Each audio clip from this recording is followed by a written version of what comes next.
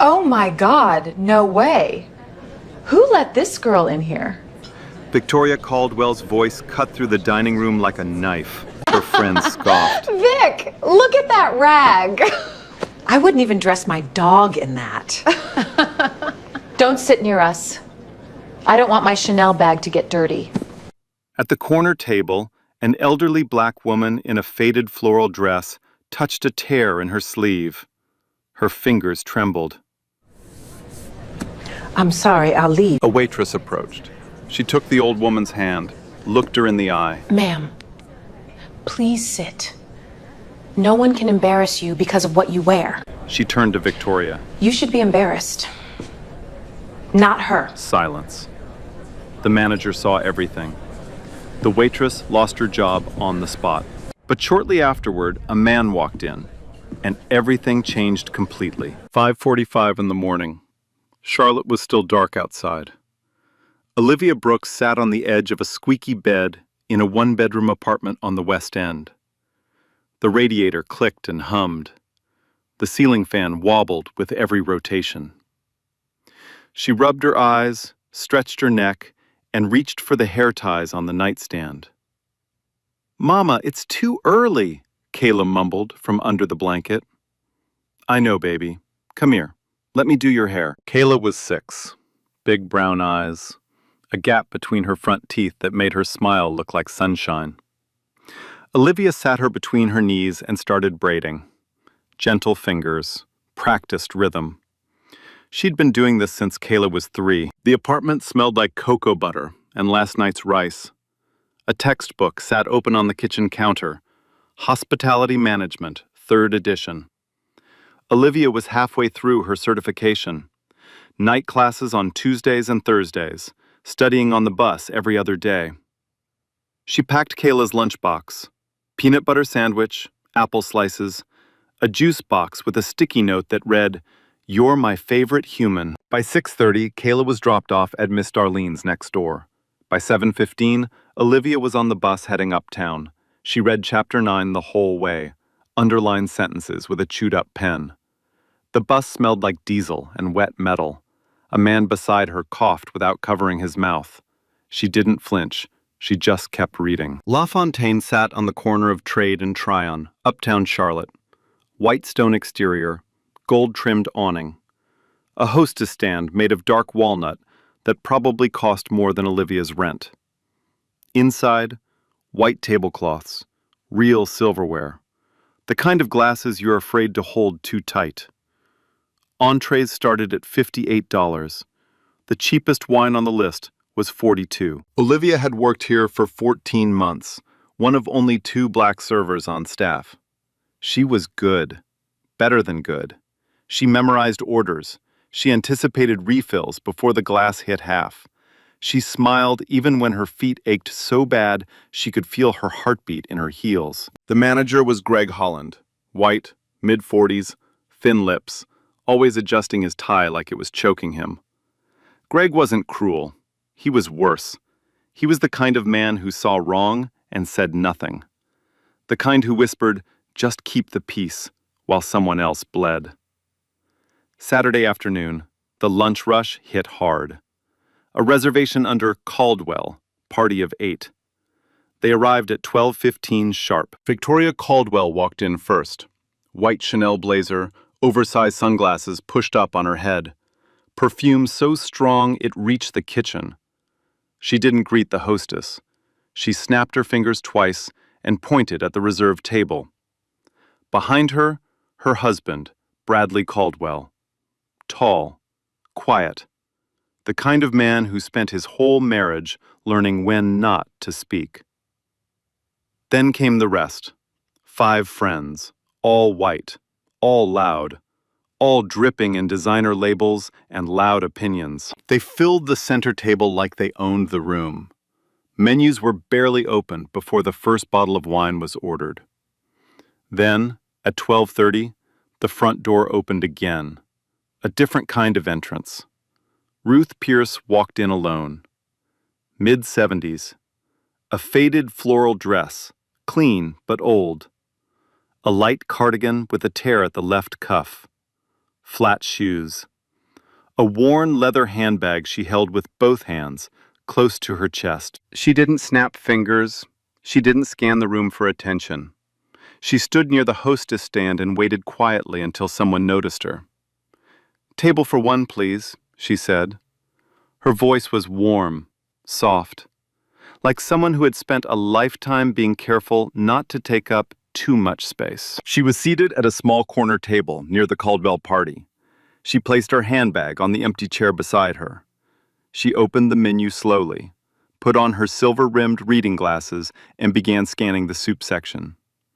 Nobody greeted her. Nobody smiled at her. One busboy leaned toward another and whispered, "She looks lost." Olivia was assigned to both tables. She went to Ruth first, not because she had to, because something about the old woman reminded her of her grandmother. "Good afternoon, ma'am. Can I start you with something to drink?" Ruth looked up. Her eyes were deep brown and tired, but kind. "Just water, please, and do you have a soup of the day?" "We do. Butternut squash. It's my favorite." Ruth smiled. "Then I'll trust you." It was the first time all shift someone had spoken to Olivia like she was a person. It started with a glance. Victoria was mid-sentence, something about a spa weekend in Asheville, when her eyes drifted to the corner table. She stopped talking. Her wine glass froze halfway to her lips. "Oh, you have got to be kidding me." Her friend Megan followed her gaze. "What?" "Look, corner table. Tell me I'm seeing things." Megan turned, saw Ruth, saw the faded floral dress, the worn cardigan with the tear at the cuff, the flat shoes with scuffed soles. She covered her mouth and laughed into her napkin. No way! How did she even get past the front door? Victoria set her glass down with a deliberate clink. She didn't lower her voice. She never did. That was always the point. She wanted every table to hear. "This is $100 a plate restaurant, not a soup kitchen. Someone needs to tell that woman she wandered into the wrong building." Her friend in the red dress chimed in. "The hostess should be fired for seating her. My cleaning lady dresses better." Another friend wrinkled her nose. "I can smell the thrift store from here." The table laughed. Not all of them. Bradley stared at his plate. But enough to fill the room with the ugly sound of people enjoying someone else's shame. 2 tables away, a couple exchanged uncomfortable glances but said nothing. A man near the window stared at his phone.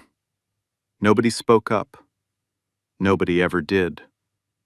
Ruth heard every word. Her spoon stopped halfway to her mouth. She set it down carefully. She didn't look up. She didn't look at anyone. Her left hand moved to the tear on her cuff and pressed it flat, as if hiding it could stop the laughter. It didn't. She closed her eyes for one moment and swallowed hard. She looked down at her plate of soup like it was the only safe place left in the room. Olivia was carrying a bread basket to table 6 when she saw Ruth's face. The old woman's jaw was tight. Her eyes were glassy. But she didn't cry. She just shrank, shoulders curving inward, head dropping low, like she was trying to disappear into the chair. Her fingers gripped the edge of the table, the only thing keeping her upright. Olivia knew that look. She'd worn it herself. On the bus, at the store, in rooms where people decided she didn't belong before she opened her mouth. She delivered the bread, smiled, but her hands were shaking underneath the tray. She wanted to scream. She wanted to walk over there and say everything burning inside her chest.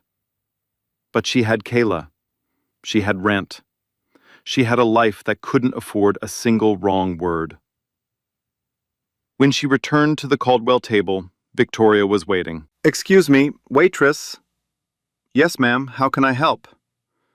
Victoria didn't look at her. She looked past her, at Ruth. "What is your policy on letting anyone walk in off the street? Is there no dress code?" Ma'am, all guests are welcome. She ordered from the menu. Victoria laughed, a short, sharp laugh. The menu? Honey, she probably thinks the prices are phone numbers. Victoria tilted her head, smiled the way people smile when they think they own you. Sweetheart, look at her. She got dressed out of a dumpster. My 8-year-old has better clothes. This is fine dining, not a homeless shelter with tablecloths. Megan leaned in. I wouldn't post a photo with that in the background. It cheapens the whole experience. The woman in red added, Move her, behind a partition, anywhere we don't have to see her. The words hit Olivia like a slap. Her pulse climbed into her throat. Her mouth went dry. She gripped the tray until her knuckles ached. Don't react. You need this job. Rent is due Friday. Kayla needs new shoes. The electricity bill is late. Don't say a word. I'll speak with my manager, she said quietly. She didn't mean it. She just needed to walk away before something came out of her mouth that she couldn't take back. At the service station, she poured a glass of water and drank it in one swallow. Her reflection stared back from the polished steel, tired, angry, trapped. She gripped the edge of the counter and steadied herself. She looked across the room at Ruth. The old woman had pushed her soup aside. She wasn't eating. Hands folded in her lap, eyes on the tablecloth, breathing slowly, counting breaths to keep from falling apart in front of strangers. Nobody had come to check on her. Not one person. That broke something inside Olivia. She picked up a dessert plate, placed a slice of peach cobbler on it, brown sugar crust, dusting of cinnamon. She carried it to Ruth's table and set it down gently. Ma'am, this is our peach cobbler, on the house, chef's recommendation. Ruth looked up, confused. I didn't order this, honey. I know. I thought you'd enjoy it. Olivia smiled, not the work smile, a real one. You remind me of my grandma. She loved peach cobbler. Ruth's shoulders released. For the first time since sitting down, her face softened.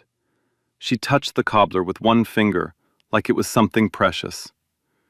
That's very kind, sweetheart. Thank you. Take your time, ma'am. Don't worry about anything else. You belong here. A plate of cobbler, a few kind words. But in that room, it was rebellion. And Victoria Caldwell did not tolerate rebellion. Victoria saw every second. Her face twisted. She dropped her fork onto the plate with a sharp clink. Are you serious right now?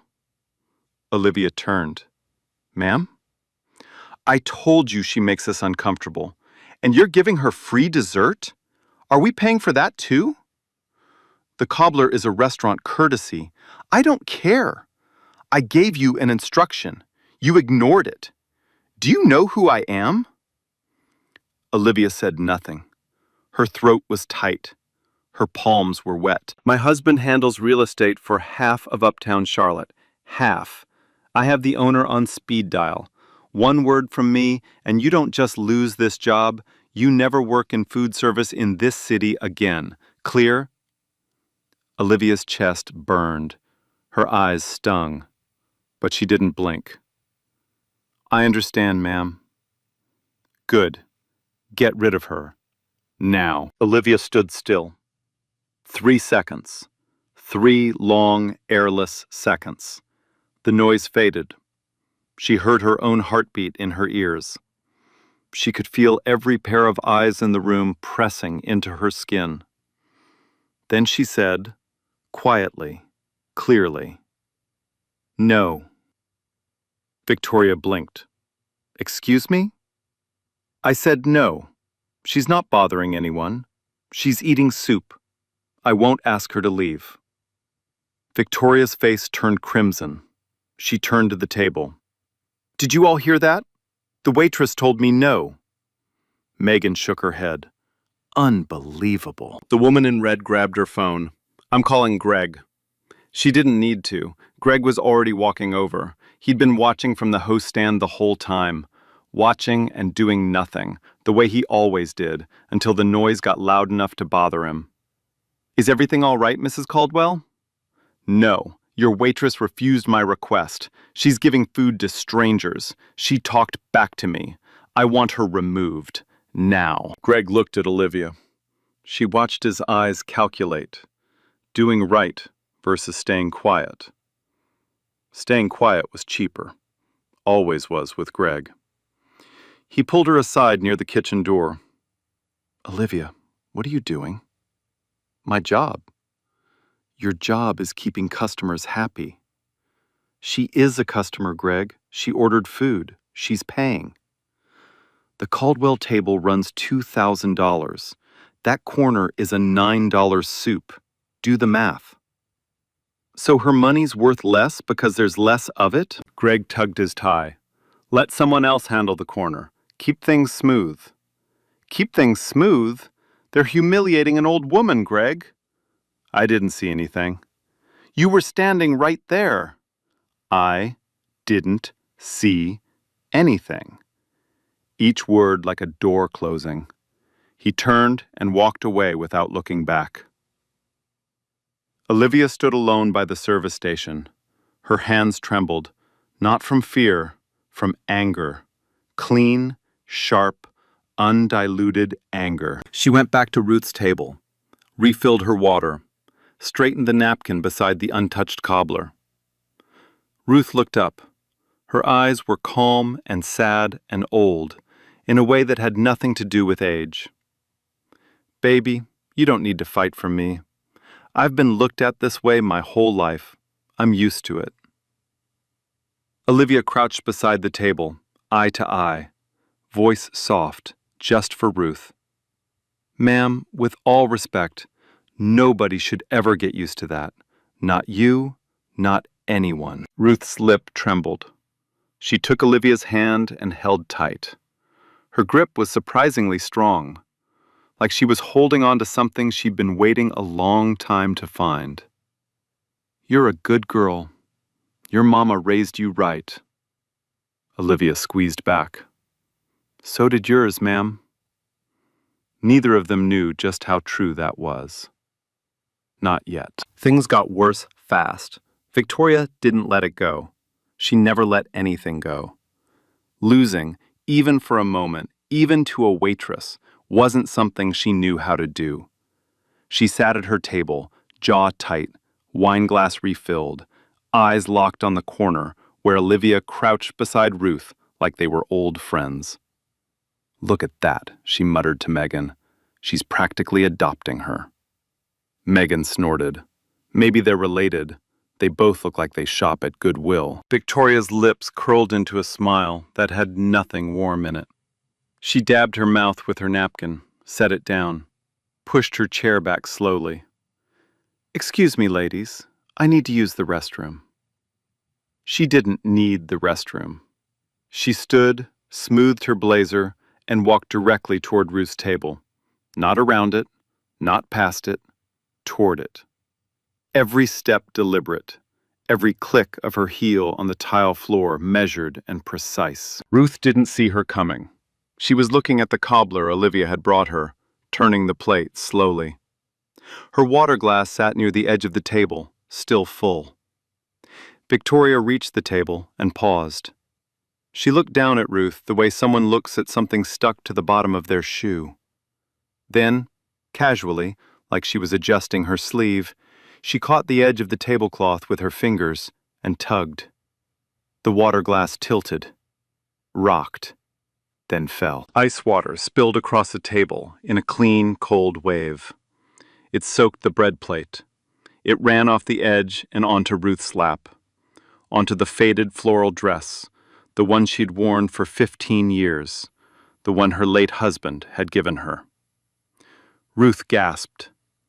She pushed back from the table, hands lifting, water dripping from her skirt onto the floor.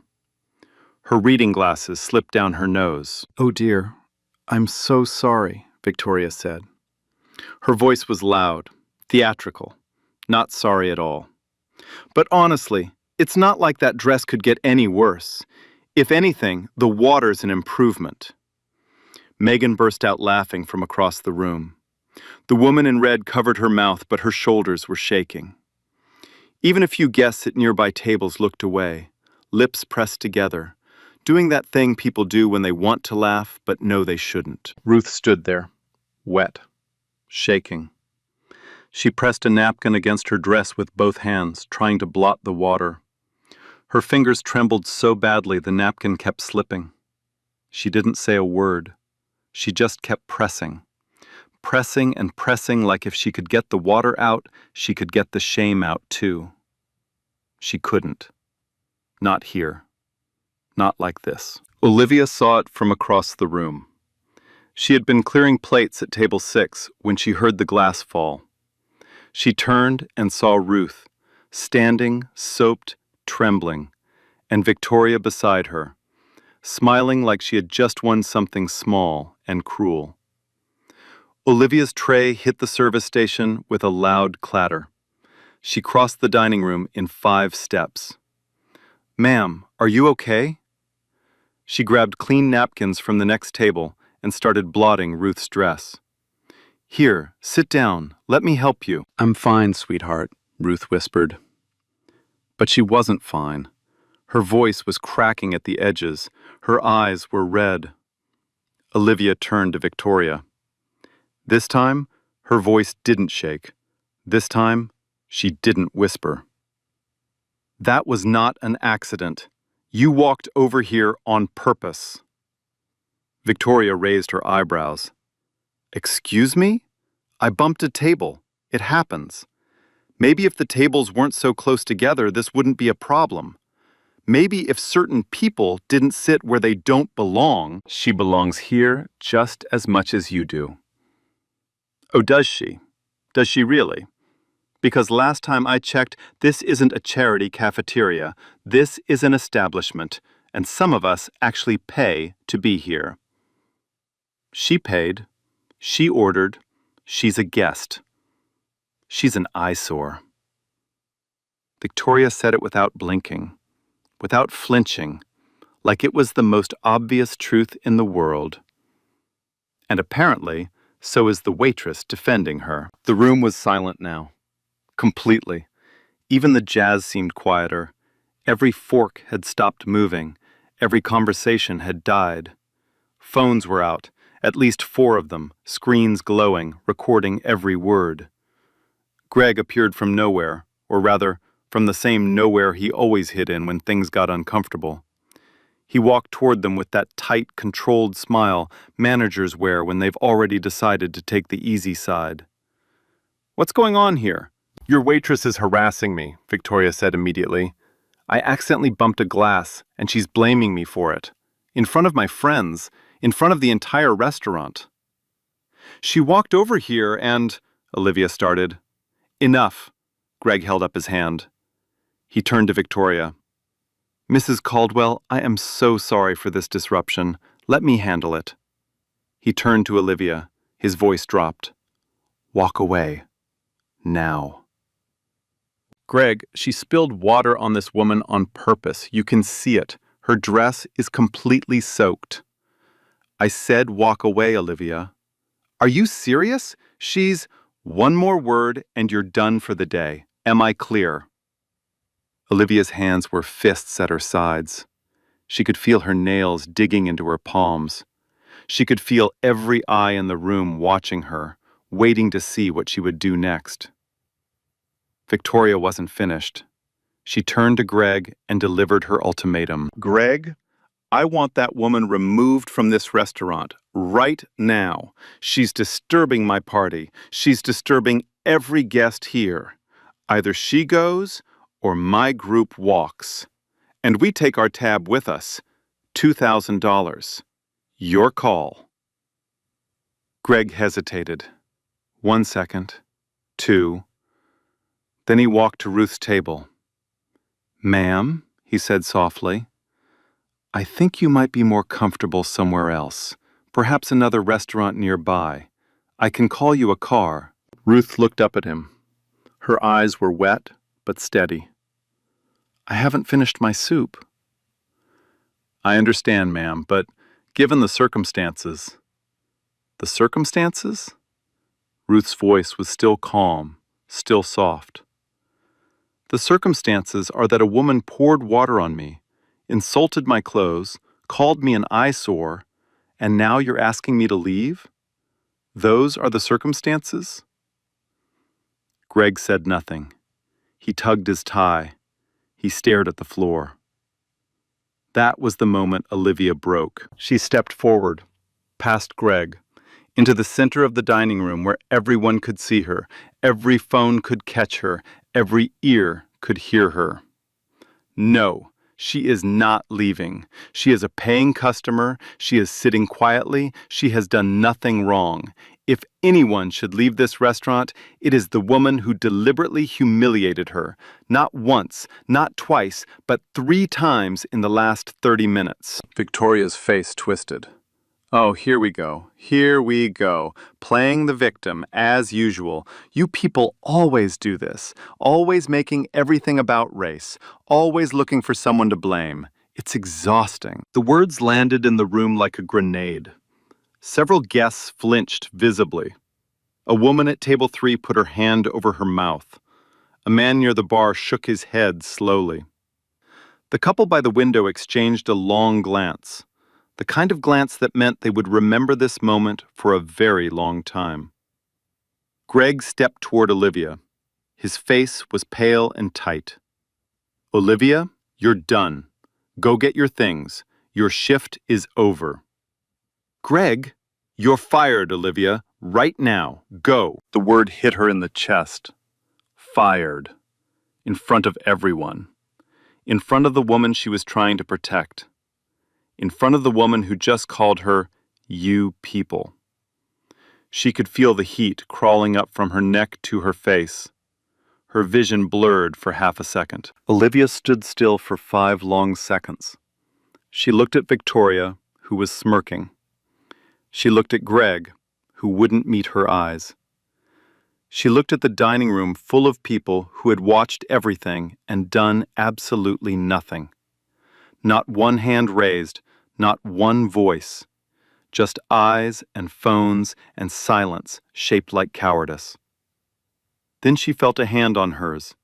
Ruth had stood up from her chair, her dress still wet, her cardigan still torn, her eyes still red.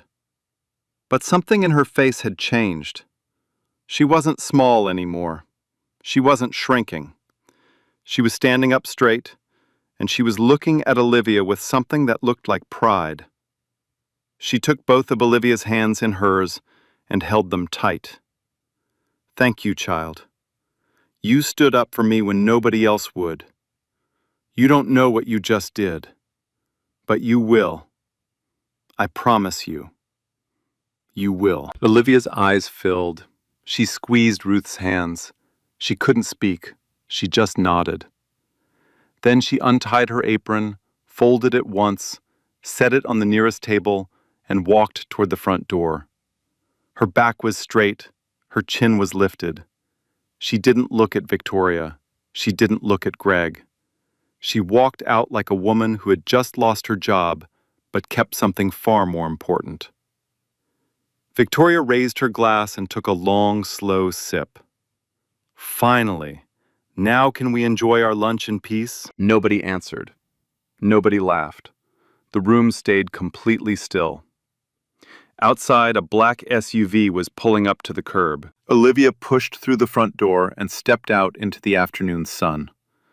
The heat hit her face like a wall. Her eyes were burning. Her chest was tight. She stood on the sidewalk, apron gone, dignity intact, and absolutely no idea what she was going to do next. Rent was due in 6 days. Kayla needed shoes. The electricity bill was already late. And she had just lost the only job keeping all of it together. She pressed her palms hard against her eyes and breathed. That was when the black SUV pulled up. It was a Cadillac Escalade, polished, tinted windows. It rolled to a stop directly in front of the restaurant. The engine idled. Then the rear door opened. A man stepped out. He was tall, black, mid-40s, tailored charcoal suit, silver cufflinks, Italian shoes that clicked on the sidewalk with the sound of someone who didn't rush for anyone. His watch caught the sunlight, not flashy, but heavy. He walked past Olivia without looking at her. His eyes were locked on the restaurant door. His jaw was set tight. His phone was in his hand. He pushed through the entrance and scanned the room. Ruth saw him first. Her face changed completely. The exhaustion, the sadness, the quiet resignation, all of it disappeared in a single breath. She let go of the napkin she'd been pressing against her dress and whispered one word. Donovan. He crossed the dining room in 4 long strides. He reached her table, took one look at her soaked dress, her red eyes, her trembling hands, and something in his face went very, very still. Mama. His voice was low, controlled, but underneath it, something was shaking. Your watch sent me an alert. Your heart rate spiked 20 minutes ago. What happened? Ruth looked up at her son. She opened her mouth, closed it, opened it again.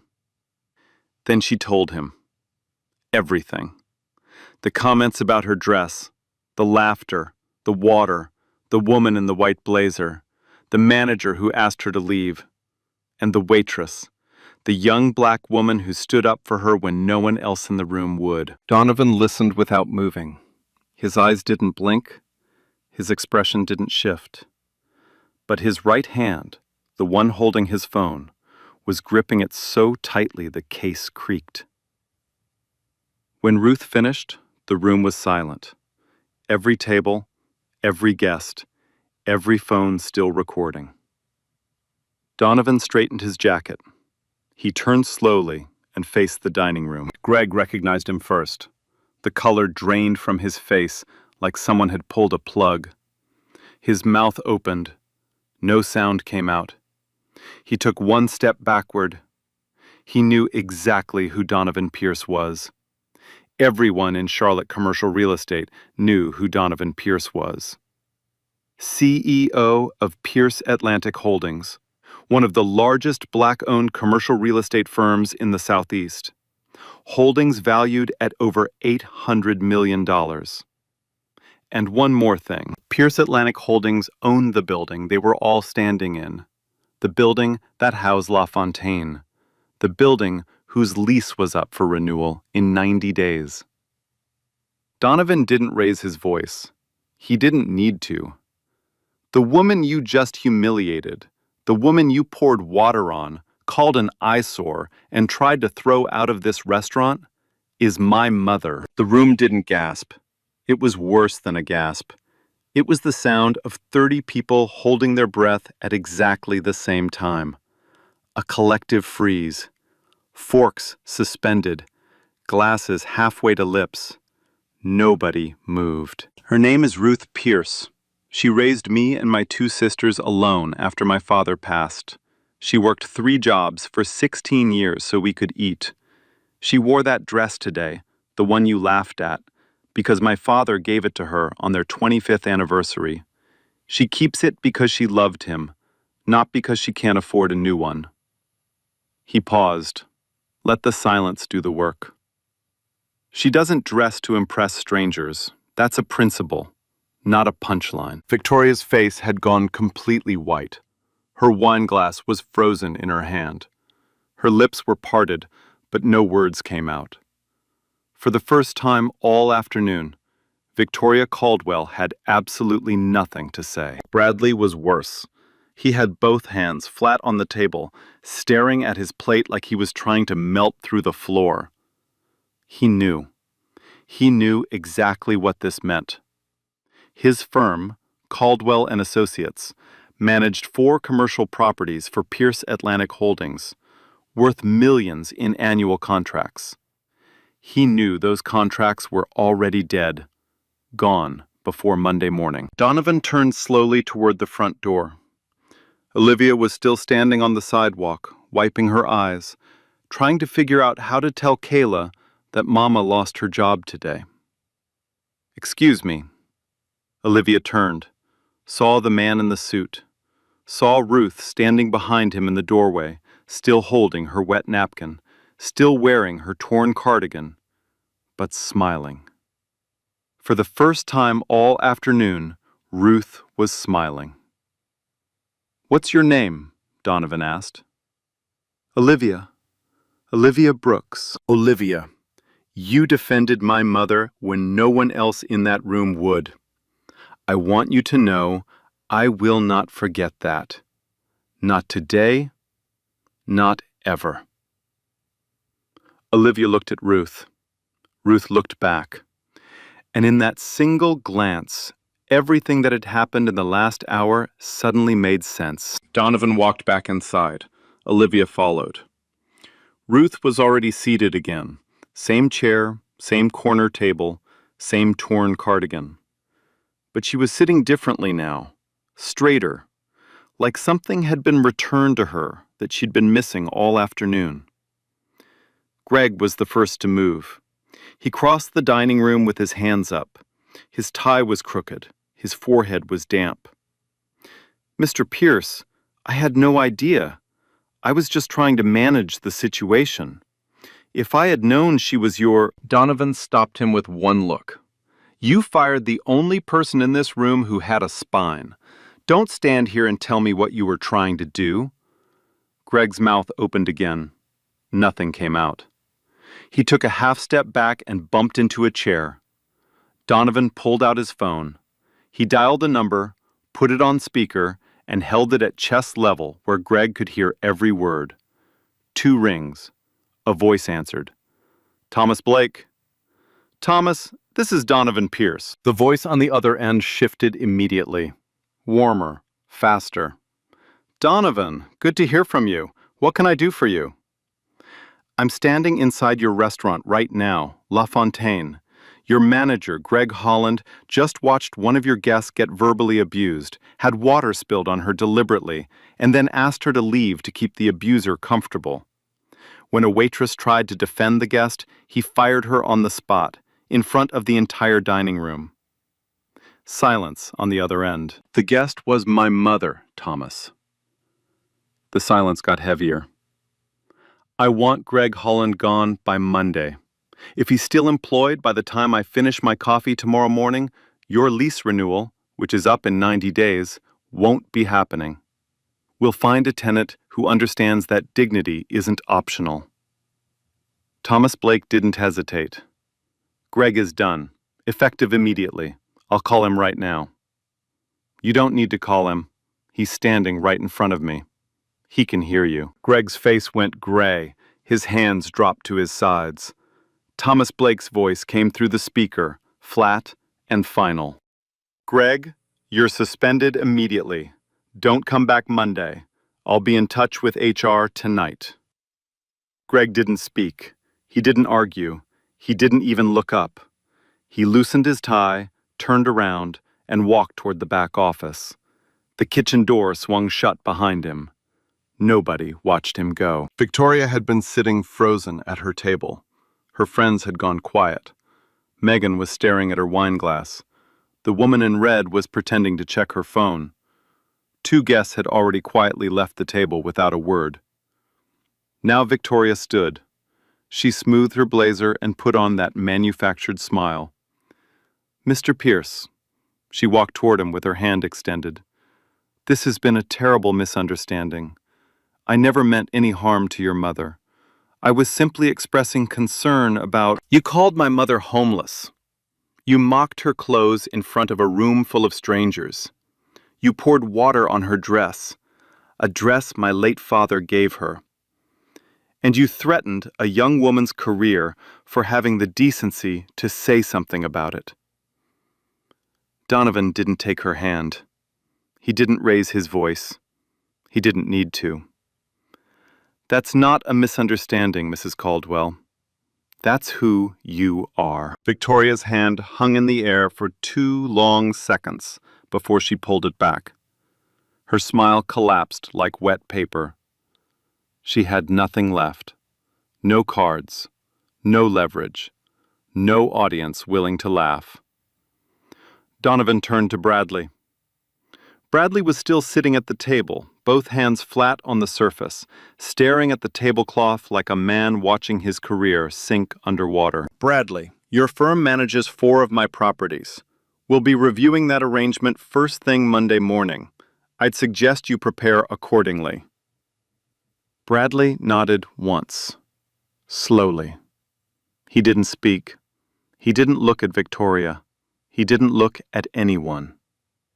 Donovan turned back to Olivia. His voice changed, softer now, human. Olivia, your job here is restored as of right now. Thomas Blake will confirm that. But I'd like to talk to you about something else, a position at my company, if you're interested. Olivia blinked. She looked at Ruth, who was smiling and nodding. Yes, I'd be interested. Ruth reached over and squeezed her hand one more time. I told you, child. You didn't know what you did. Now you're starting to. The videos hit the internet before Victoria even left the parking lot.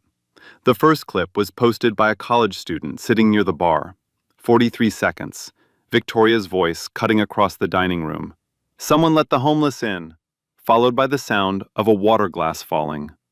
It went up on TikTok at 3:47 that afternoon. By midnight, it had 600,000 views. By Sunday evening, it had crossed 4 million. The second clip was longer, shot by a woman at table 3.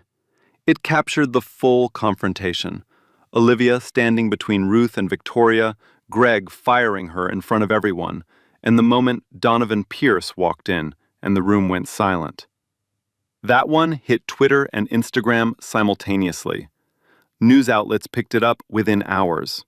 The headline wrote itself. Socialite humiliates CEO's mother in upscale restaurant. Waitress fired for standing up. Comment sections exploded.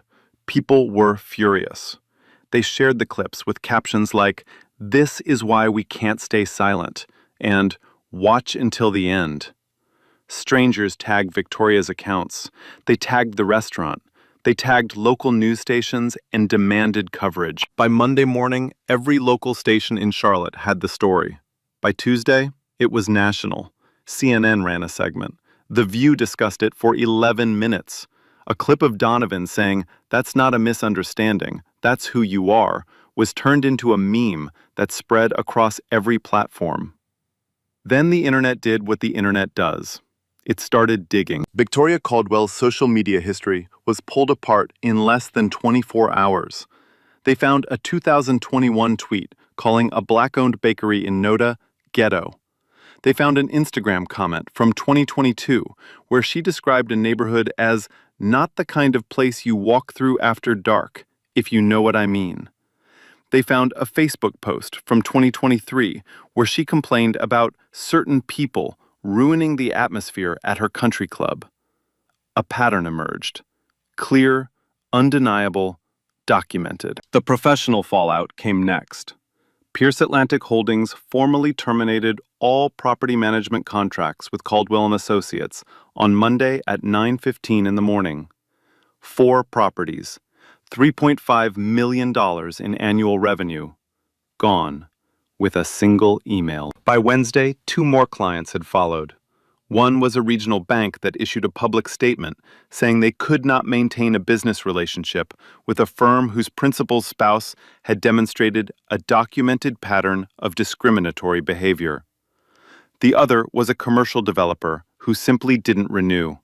No statement, no explanation needed. Bradley Caldwell sat alone in his office that Wednesday afternoon and watched 15 years of reputation dissolve in 72 hours. By the end of the month, he filed for legal separation from Victoria. The paperwork was filed quietly. The reason behind it was not. Greg Holland's story didn't end with suspension. Thomas Blake launched an internal review of LaFontaine's management practices the following week. What he found made the situation worse. 2 prior complaints had been filed by black staff members over the previous 18 months. One about a guest using a racial slur that Greg dismissed as a misunderstanding. Another about Greg assigning black servers to less visible tables during high-profile events. Both complaints had been buried. Neither had been investigated. Greg was terminated, permanently. LaFontaine issued a formal public apology, hired a new general manager, and implemented mandatory bias awareness training for all staff. The restaurant also established a policy that any guest engaging in discriminatory behavior towards staff or other guests would be asked to leave immediately, regardless of their tab. Victoria's legal troubles arrived in the 3rd week. Ruth Pierce, with the quiet determination that had defined her entire life, filed a civil complaint against Victoria Caldwell. The charges were intentional infliction of emotional distress and targeted harassment. Ruth's attorney presented the restaurant footage, the witness statements from staff and diners, and Victoria's documented history of discriminatory remarks on social media. Victoria's legal team pushed hard for a private settlement. Ruth declined without hesitation. "I didn't come this far to settle quietly," she told her attorney. "I want her to hear it said out loud, in a room where it matters." The hearing took place 6 weeks later in a Mecklenburg County courtroom. The judge reviewed the evidence, heard testimony from 3 witnesses, including Olivia, and delivered a ruling that left no room for interpretation. Victoria Caldwell was ordered to complete a mandatory sensitivity and cultural awareness education program. She was sentenced to 200 hours of community service to be performed at a homeless shelter in Charlotte's West End, the same neighborhood where Olivia raised her daughter. And she was ordered to pay $50,000 in damages to Ruth Pierce. When the ruling was read, Victoria sat motionless in the courtroom. She didn't cry. She didn't react. She just stared at the table in front of her. And for the first time in her life, she had no audience, no leverage, and no way to make the truth go away. The local news ran a follow-up segment 3 days after the ruling. A Charlotte reporter sat down with Ruth and Olivia together, side by side on a bench outside the courthouse. Ruth spoke first. "My son built something incredible. But I never let money change who I am. That dress everyone laughed at? My husband gave it to me. He's been gone 11 years. I wear it because when I put it on, I still feel him with me. That's worth more than anything in any closet." Olivia spoke next. "I didn't do anything special. I just didn't want her to feel invisible. Everyone deserves to be treated like they matter. That's not heroic. That's basic." The interview aired Thursday evening. By Friday morning, Olivia had received over 12,000 messages of support from complete strangers all across the country. But the real change had already happened quietly, weeks before the cameras arrived. Donovan Pierce had offered Olivia a position as Client Relations Coordinator at Pierce Atlantic Holdings. The salary was 3 times what she made at LaFontaine. The benefits included full tuition reimbursement. She accepted on her 2nd day. Within 4 months, Olivia completed her hospitality management certificate. She enrolled in a bachelor's degree program at UNC Charlotte for the following semester.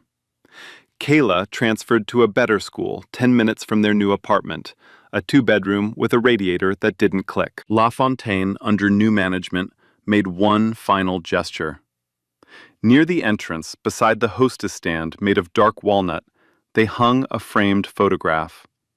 It showed Ruth and Olivia sitting together at the same corner table, smiling. Below it, in simple gold lettering, were 5 words. "Dignity is not a dress code." 1 year later, Olivia Brooks sat at a desk that belonged to her. Not a serving station, not a bus stop bench. A real desk, in a real office, on the 14th floor of the Pierce Atlantic Holdings building in Uptown Charlotte. Her name was on the door. Client Relations Coordinator. On the desk sat three things: a framed photo of Kayla, gap-toothed grin, braids she'd done herself for the first time. A hospitality management certificate mounted in a dark frame, the paper still crisp. And a handwritten note on cream-colored stationery tucked into the corner of her monitor where she could see it every morning. It read, "Thank you for seeing me, Ruth." Olivia picked up her phone. A text from Ruth had come in 10 minutes ago. "Lunch Saturday? I'll wear the dress." Olivia laughed out loud. She typed back one word with a smile. Perfect.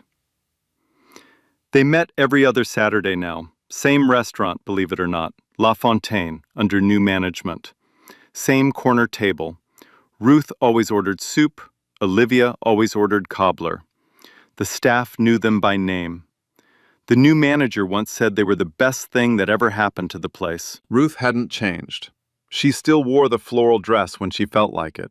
She still carried the same worn handbag. Donovan had offered to buy her an entire wardrobe. Twice. Both times she told him the same thing. "I don't dress for other people's comfort.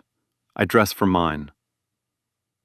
She spent 3 mornings a week volunteering at a food bank on the West Side.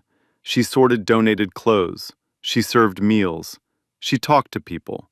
Not down to them, not past them, to them, the way she always had. Kayla was thriving. New school, new friends, a bedroom of her own for the first time. A teacher who told Olivia at the last parent conference that Kayla had written an essay about her mother that made the whole class go quiet. The title was "The Bravest Person I Know." Olivia had framed that, too. Victoria Caldwell completed her 200 hours of community service at the West End shelter. She folded clothes. She sorted donations. She worked in silence, eyes down, speaking only when spoken to. The staff said she was cooperative. They also said she never once looked a resident in the eye. Whether she changed inside, truly changed, no one could say for certain. But she no longer had a public platform. Her social media accounts were deleted. Her country club membership was quietly revoked. The friends who once laughed at her jokes stopped returning her calls. Bradley finalized the divorce 4 months after the ruling. Victoria moved to a smaller house on the south side of the city and was not heard from again. Some people believe she learned something. Others believe she simply learned to hide it better. The story doesn't pretend to know. Some questions don't have clean endings. But the damage she caused, the policies she forced into existence, the conversations she made unavoidable, the young woman whose life she accidentally changed for the better, those things were real, and they lasted longer than her silence. So here's my question for you. Have you ever stood up for a stranger, even when it could cost you something? Even when nobody else in the room was willing to move?